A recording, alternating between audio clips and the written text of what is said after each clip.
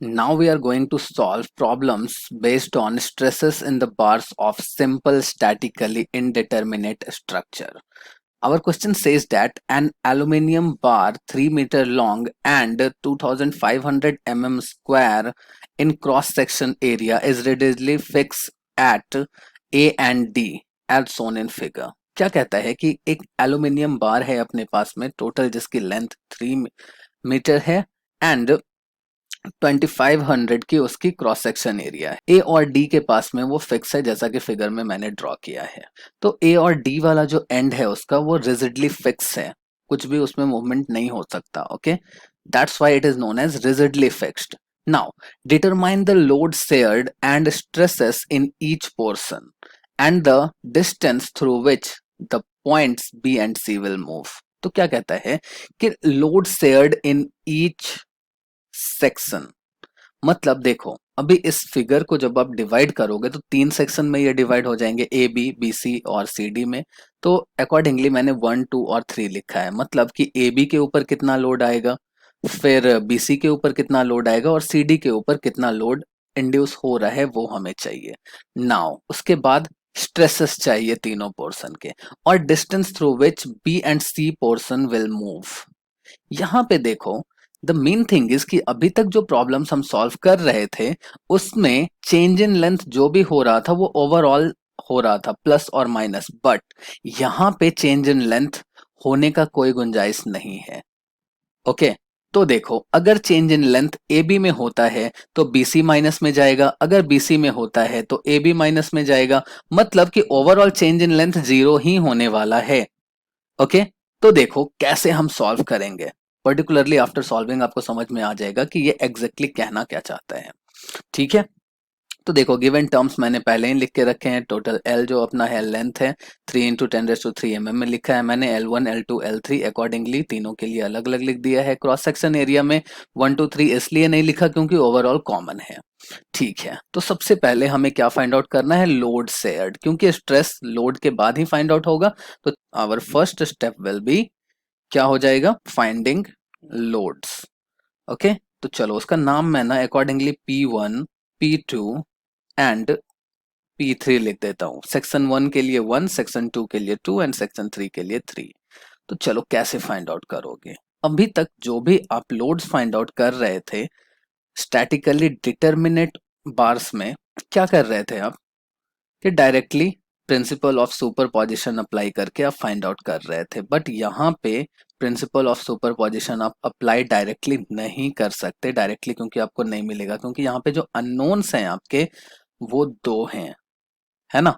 तो देखो कैसे फाइंड आउट करोगे, यहाँ देखो तीनों पोर्शन ना अलग अलग मैंने ड्रॉ कर दिया, this is 1, this is 2 and this is 3। तो चलो सबका नाम भी लिख देते हैं, A B, B C and C D. अब देखो जहां जहां लोड है वो लोड आप ड्रॉ कर दो। तो बी पोर्शन पे लोड है 200 किलो न्यूटन, मतलब यही पोर्शन अगर यहाँ बीसी पे आप देखोगे तो ये लोड जो 200 किलो न्यूटन लोड जो था एबी पे वो टेंसाइल लोड है एबी के लिए, मगर बीसी के लिए 200 किलो न्यूटन जो लोड है आपका वो है कॉम्प्रेसिव लोड। तो आप जानते हो कि एक सेक्शन पे अगर टेंसाइल लोड है तो अदर साइड भी उसका टेंसाइल ही होगा, तो उसे लिख के रखो आप।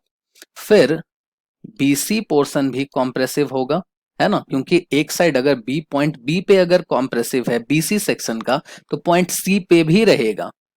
और देखो 125 किलो न्यूटन पॉइंट सी के लेफ्ट में अप्लाई हो रहा है, तो कितना है वो 125 किलो न्यूटन। नाउ अब इसे कैसे फाइंड आउट करोगे, तो देखो डायरेक्टली हम फाइंड आउट नहीं कर सकते, 3 अननोन्स हैं हमारे पास P1 P2 एंड P3। इसके लिए हमें 3 इक्वेशंस लगेंगे। मैंने बोला था ना आपको कि जैसे आपको अननोन्स फाइंड आउट करने होते हैं, नंबर ऑफ अननोन्स जितने होंगे उतने ही इक्वेशंस आपको क्रिएट करने होंगे। तो चलो एक एक इक्वेशन हम क्रिएट करना स्टार्ट करते हैं।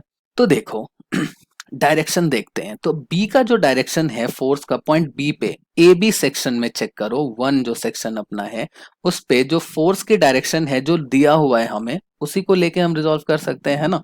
तो 200 किलो न्यूटन है किधर, right side, and then B portion पे नीचे वाला भी जो फोर्स है वो भी राइट साइड में ही है, तो एक डायरेक्शन वाला जो फोर्स है वो ऐड हो जाता है ना।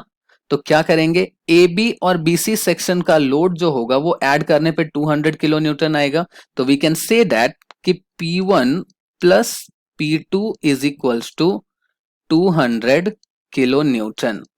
नाउ अब दूसरा जो पोर्शन है अपना, वो देखो सी और सी दोनों पॉइंट, बीसी सेक्शन का सी और सीडी सेक्शन का सी।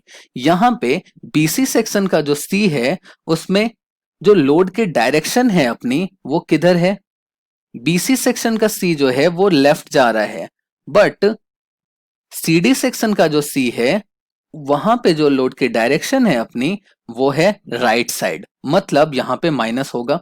तो आप जानते हो कि राइट साइड वाला लोड हम क्या करते हैं, वो पॉजिटिव लेते हैं। लेफ्ट साइड जाने वाले लोड को, ये देखो ये सारे जो लोड्स हैं वो सब के सब एक्स एक्सिस पे अप्लाई हो रहे हैं, है ना। तो लेफ्ट साइड माइनस होगा, यहां पे सॉरी मैंने प्लस लिख दिया है, तो लेफ्ट साइड वाला माइनस और राइट साइड वाला प्लस। तो वी कैन से दैट के अभी देखो, अभी जनरली जब आपको इसे रिजॉल्व करना होगा तो आप यही मेथड यूज करोगे, ओके। सेम डायरेक्शन वाला, तो दोनों पोर्शन ऐड होकर के, क्योंकि दोनों का अलग अलग हम फाइंड आउट नहीं कर सकते, आप इक्वेशन ही क्रिएट कर सकते हो। तो बीसी पोर्शन माइनस में होगा, सीडी पोर्शन प्लस में होगा। तो सीडी पोर्शन है अपना P3 plus P2 is equals to, we can say that कितना, P3 सॉरी माइनस होगा यहाँ पे, है ना, क्योंकि अपनी ऑपोजिट डायरेक्शन वाली लोड है यहाँ पे। So this will give you P3 minus P2 is equals to 125 kilo newton. Okay, चलो अब इन दोनों इक्वेशन को यूज करके ना हम P1 और P2 के लिए एक एक इक्वेशन क्रिएट कर लेते हैं, ओके। P1 के लिए हम लिख सकते हैं कि P1 is equals to 200 minus कितना हो जाएगा P2।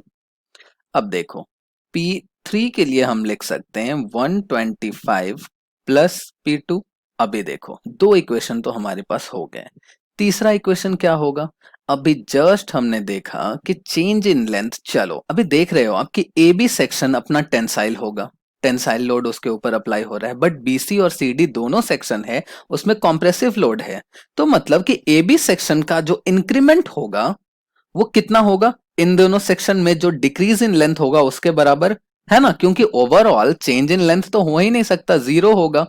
तो मतलब अगर आप माइनस करोगे, मतलब ए बी का जो इंक्रीमेंट है वो बीसी का और सीडी का डिक्रीज के इक्वल रहेगा, ओके। तो हम कह सकते हैं फ्रॉम दिस थिंग के चेंज इन लेंथ जो आपके ए बी सेक्शन में होगा वो कितना होगा, चेंज इन लेंथ कितना, सेकेंड वाला portion plus change in length third वाला पोर्शन। तो चलो तीनों के लिए फॉर्मूला लिख लेते हैं। तो चेंज इन लेंथ फर्स्ट वाले का क्या हो जाएगा, चेंज इन लेंथ का फॉर्मूला आपको पता है, P1 L1 upon A1 into E। A1 और E लिखने की जरूरत नहीं है क्योंकि मटेरियल ओवरऑल सेम है। तो फिर से P2 L2 AE plus P3 L3 AE। अभी देखो ए तीनों में डिनोमिनेटर में कॉमन है तो वी विल कट, तो देखो इन तीनों को आप कर लो कैंसल। तो you will get P1 L1 is equals to P2 L2 plus P3 L3। Now P1 L1 P2 L2 और P3 L3 के जगह पे आप पुट कर लो उनकी वैल्यूज। तो देखो P1 के जगह पे हमने जो इक्वेशन क्रिएट किया था P1 के लिए हम वो लिखेंगे, ओके। तो P1 वाज कितना, 200 minus P2 is equals to P2 के लिए एज इट इज छोड़ दो, क्योंकि देखो दोनों इक्वेशन जो हमने क्रिएट किया है उसमें एक ही रखा है हमने वेरिएबल, कौन सा, P2। तो P2 वाला term will be as it is P2 और L2। तो देखो L1 भी है, इसका छूट गया यहाँ पे, तो L1 एज इट इज छोड़ देता हूं मैं, P2 L2 हो जाएगा प्लस P3 L3 हो जाएगा। अब देखो तो 200 माइनस P2, लेंथ भी तीनों का सेम ही है तो कैंसल हो जाएगा, 1 मीटर 1 मीटर और 1 मीटर। तो उसे हम ना लेंथ को क्या करते हैं, तीनों का एक ही है, अगर डिफरेंट होता तो ये कैंसल नहीं होता, ओके।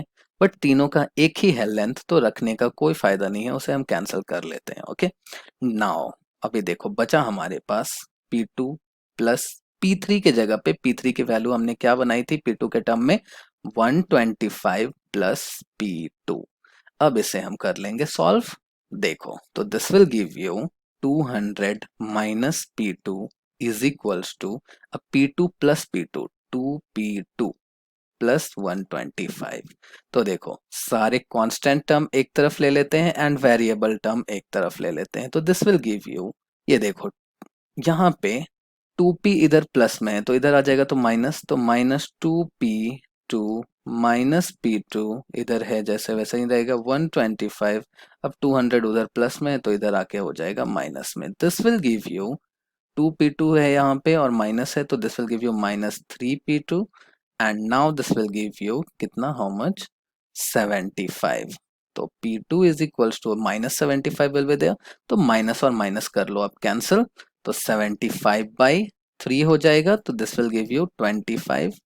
नाउ अब देखो हमें मिल गया कि P2 is equals to 25 kilo newton. देखो किलो न्यूटन में ही आएगा क्योंकि हमने फोर्स को किलो न्यूटन में रखा था, अभी तक हमने न्यूटन में उसे कन्वर्ट नहीं किया था। नाउ हमें P2 की वैल्यू मिल गई, तो अभी देखो P2 के टर्म में हमने P1 और P3 का वैल्यू लिखा था, क्या लिखा था, P1 is equals to 200 minus P2, P3 is equals to 125 plus P2। तो accordingly we will find out, तो P1 is equals to कितना हो जाएगा 200 minus 25 will give you 175 kilonewton and P3 will be how much 125 plus 25 will give you 150 kilonewton। तो accordingly we have got the value of P1 is equals to 175 kilonewton, P2 is equals to 25 kilonewton and P3 is equals to 150 kilonewton। Now अपने पास P1 P2 P3 है तो इससे हम stresses find out कर सकते हैं, तो this is the first part of our answer, है ना। तो सेकंड पार्ट में हमें क्या फाइंड आउट करना है, फाइंडिंग स्ट्रेसेस। तो क्या होगा, स्ट्रेस 1 का, स्ट्रेस 2 का एंड स्ट्रेस पार्ट 3 का हमें फाइंड आउट करना है। तो नाउ आपको पता है कि स्ट्रेस का फॉर्मूला क्या होता है, क्या होता है, P/A होता है। तो चलो उसे हम लिख लेते हैं।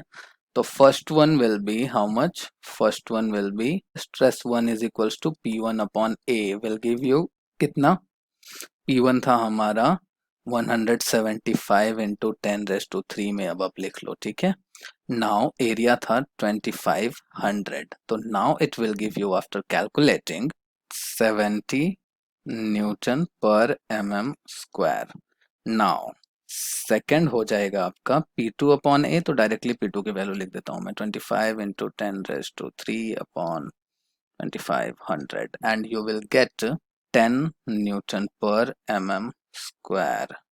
नाउ थर्ड में आपको चाहिए स्ट्रेस, थर्ड की वैल्यू हो जाएगी कितना, 150 into 10⁻³ to 2500 and now you will get how much, 60 newton पर mm²।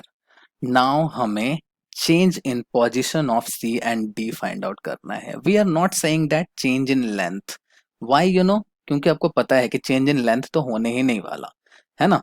तो चेंज इन पोजीशन C में और D में क्या होगा, सॉरी B और C में क्या होगा वो हमें फाइंड आउट करना है ना। तो चलो लेट अस फाइंड आउट।